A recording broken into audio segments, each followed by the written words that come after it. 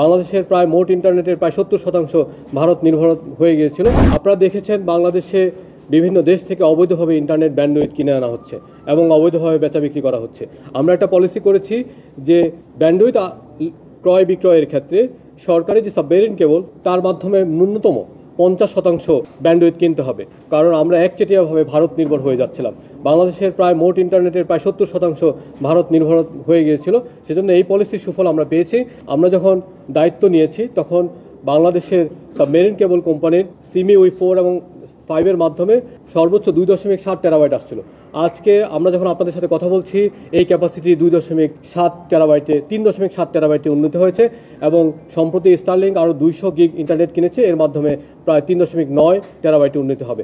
অর্থাৎ আমরা যেই পলিসি আনছি এই পলিসির মাধ্যমে রাষ্ট্রীয় প্রতিষ্ঠানগুলোর আয় বাড়ছে এবং এতে আমাদের বিদেশি যেই রেভিনিউ লিকেজ এই লিকেজটা বন্ধ হচ্ছে। একইভাবে আপনারা জানেন যে IOF নামক একটা প্রতিষ্ঠান করা হয়েছিল, কনসোর্টিয়াম করা হয়েছিল। এই কনসোর্টিয়ামের মাধ্যমে প্রতিটি আন্তর্জাতিক কল আদান প্রদানের 10% কেটে নেওয়া হচ্ছিল এবং এই 10%-এর মাধ্যমে প্রায় 900 থেকে 1100 কোটি টাকা হাতিয়ে নেওয়া হয়েছে এবং এই টাকার 90% বেক্সিমকোর অ্যাকাউন্টে গিয়েছে মেনটেন্যান্স এবং আপগ্রেডেশনের নাম করে।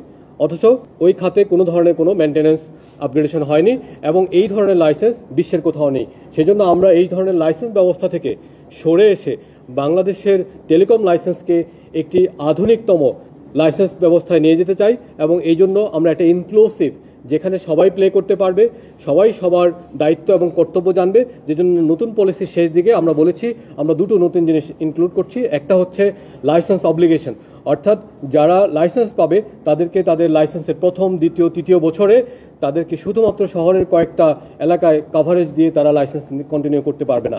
তাদেরকে বৈষম্যহীনভাবে গ্রামে এবং শহরে যেতে হবে, পাহাড়ে এবং সমতলে আসতে হবে, উপকূলে এবং মধ্যাঞ্চলে আসতে হবে।